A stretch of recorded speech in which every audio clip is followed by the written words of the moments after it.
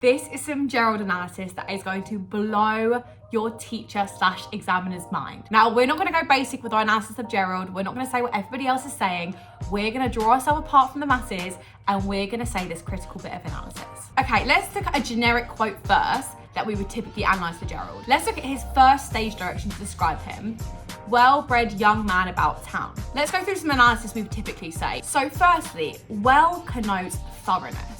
This illustrating that Gerald has undergone vigorous and thorough training to live up to this persona of being a lord and lady's son. So what I mean by that is he has been bred in this intentional way. He's been bred in this very thorough way. They have intentionally constructed him to become the man he would be because of the echelon of society he belongs to. Let's just go a bit further with this quote on our basic Gerald analysis. About town is suggestive that his charismatic and superior nature is well known. Therefore, we can see he is defined by his social standing from the offset. Because he's described as a well-bred man about town, again, that about town signifying he is well known. And what is he well known for? His charisma, his superiority as being a lord and lady's son. So therefore, he is completely defined by his place in society. Before we even meet him, we can understand that. Okay, now let's get into some critical analysis about this. So the analysis we just said is amazing. You could put it in the essay and then just add this as your alternative interpretation, because as we know, alternative interpretations is a high-level skill the examiner loves to see. So the critical interpretation we're going to take here is that Gerald is actually a victim to his society. He has been blindly indoctrinated means brainwashed, by capitalist ideologies and now falls victim to this. So what I mean by this is Gerald has become a product of his environment.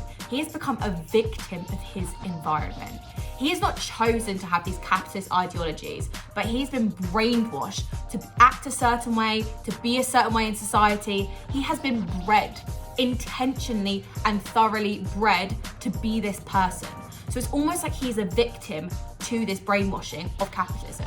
Okay, let's actually look at some techniques to further this. So well-bred creates quite an animalistic image, showing that almost alike to a horse, Gerald has been bred with a purpose and has almost been bred to perform. He's been almost bred to perform and live up to this persona that his parents have ascribed him from a young age. As this is the first introduction we get to Gerald, this shows that he is entirely defined by his social status and he cannot escape the expectations placed upon him. Therefore, he is a victim to this intentionally bred setting and upbringing. So he's a victim, guys. Think about that as a complete 180. Gerald is young, right? Just like Sheila and Eric, Gerald is young.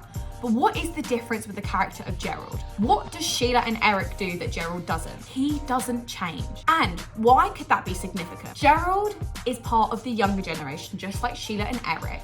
But the difference with Gerald from Sheila and Eric is he is of a higher class than them. So he doesn't easily change his views because he has more to lose. He is so deeply entrenched in these systems. He cannot come out of this society. If he breaks free and has this socialist perception, he loses his whole life. He loses everybody around him because this structure has been so carefully crafted.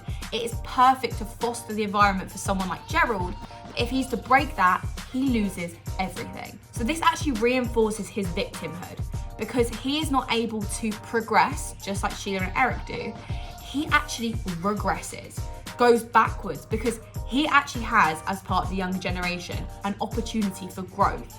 Yet he can't fulfill that because he is so bound to the expectations placed upon him from the upper class. Okay, let's put this in a bit of a grade 9 sentence that you could utilize in your essay. Gerald doesn't progress as he is not liberated by socialism in the same way Sheila and Eric are. His stance doesn't change and therefore his character could be seen as stagnant.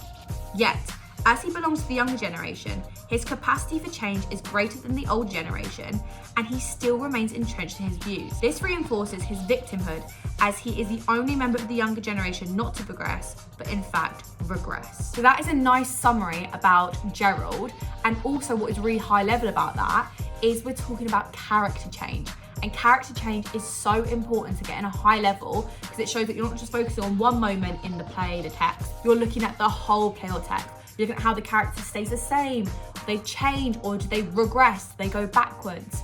And we can see that in that sentence there, I've talked about him being stagnant, so staying the same, and also regressing, going backwards, because he's part of the younger generation. So if you want to get this in a bit more detail, make sure you check out the Light Up Hub, because we've got loads of critical analysis about Gerald and all the other characters on there that will blow your teacher/examiner's mind. If you like this video, guys, make sure you give it a thumbs up and subscribe to the channel. It helps the channel more than you know.